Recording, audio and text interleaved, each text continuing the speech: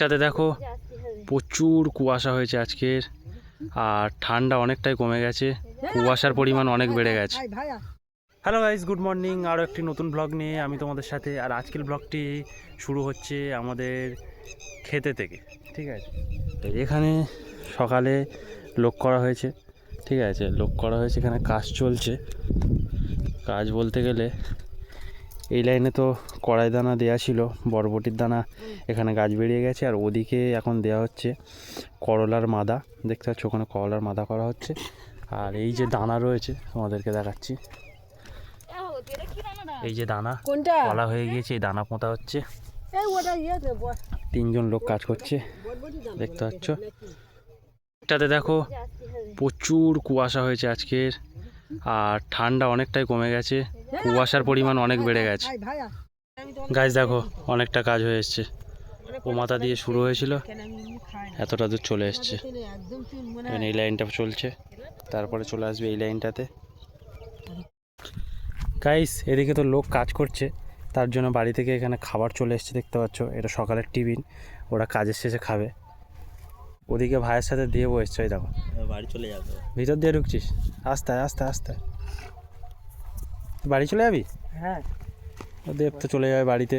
A few moments later. খেতের কাজ ছেড়ে বাড়ি চলে এসেছি, আর এদিকে দেখো আমার ভাই এখানে পড়ছে। আর পরীক্ষা কবে রয়েছে তোর? কালকে। কাল রয়েছে পরীক্ষা? শিক্ষা বিজ্ঞান। ও, শিক্ষা বিজ্ঞান, তাই তো। শিক্ষা বিজ্ঞান রয়েছে কালকের, ভাইয়ের উচ্চ মাধ্যমিক পরীক্ষা। আর এদিকে মা কাজ করতে বসে গেছে, দুপুরের খাওয়া দাওয়ার জন্য সব রেডি করছে সব কিছু। A few moments later. ওদিকে দেখো আজকের বিকালের সানরাইজটা কি দারুণ লাগছে দেখো। আর এই যে জমিটা তোমরা দেখতে পাচ্ছ, এই জমিটা এটা এখানে বাবা করেছে। আর আগের যে জমিটাতে দানা পোঁতা হচ্ছিল সকালে, ওটা ছিল আমার, ওখানে আমি চাষ করেছি, আর এটা করেছে বাবা। আর এখানে যে তিনজন কাজ করছে, এরাই ওখানে কাজ করছিল, আবার ফের বিকালে এখানে এসছে। এক্সট্রা যে দানাগুলো হয়েছিল ওখানে কমপ্লিট করে তারপর এখানে চলে আসা হয়েছে। এখানে কাজ চলছে, এখানে কাজটা কমপ্লিট করলে আপাতত শেষ। এটাও পুরো কমপ্লিট হয়ে এসছে প্রায়, এই লাইনটাতে বাকি আছে। এটা প্রায় কমপ্লিট হয়ে গেছে, এই চলছে, এগুলো দেওয়া হয়ে গেছে, এখানে দেওয়া হয়ে গেছে, এটা দেওয়া হয়ে গেছে। বাবা ওখানে বলে দিচ্ছে কীভাবে দানা পানা বসবে সঠিক নিয়মে, কারণ বসাতে হবে, উল্টোপাল্টা হয়ে গেলে আবার পরে সমস্যা আছে, ওই জন্য বলে দিচ্ছে, কাজের লোককে বলে দিচ্ছে ভালো করে যে ঠিকভাবে বসাও তোমরা। এদিকে তো মা বাসন মাজতে চলে এসেছে পুকুর পাড়ে। এদিকে দেখো ঠাকুমা ঝাঁট দিতে দিতে লাভছে সিঁড়ি ঘর। ঝাঁট দেওয়া হয়ে গেছে। এদিকে দাদু বসে আছে, জামা পরছে, এদিকে টিভিও চলছে। कुछ भी फुटेज शूट नहीं होगा अगर मैं इतना भी ना कर सकूं तो मेरा जादूगर होने। সন্ধ্যাবেলা কি হচ্ছে দেখো, এই দেখো রিপন চলে এসছে বাড়িতে, দেখছে ভ্যাল ভ্যাল করে, কাকার কোলে উঠে আছে। এই যাবি তো, চলে আয়। বলে দাদা বকবি না, চলে বলে দাদা বকবি না। পুরো কৃষ্ণ ঠাকুর আমাদের। হ্যাঁ,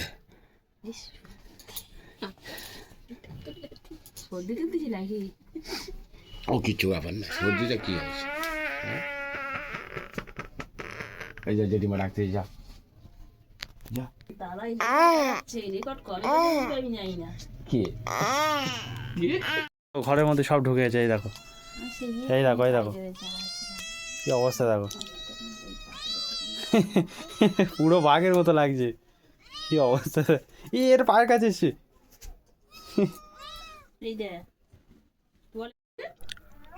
গাইজ এদিকে দেখো, এনাদেরকে চিনতে পারছো? দিদিমা চলে এসছে, দাদু চলে এসছে। মানে আগের দিন আমার সাথে গিয়েছিল দাদু, মানে অ্যাপোলো ক্লিনিকে গিয়েছিল, একটু এমার্জেন্সি ছিল, ঠিক আছে। আজকে আমাদের বাড়িতে এসছে। আর এইদিকে ব্যাগে কী সব নিয়ে এসছে, ব্যাগটা কোথায় গেল? আর দাদু এই যে টুপিটা পরে আছে দেখেছো, এটাকে বলা হয় হনুমান টুপি, আচ্ছা, দাদুর বয়স কত হবে এখন? 65-70 হবে, তাই তো? দাদুর বয়স এখন 65-70। দিদিমার কত হবে? 60 হবে, তাই না? 55-60 হবে দিদিমার বয়স।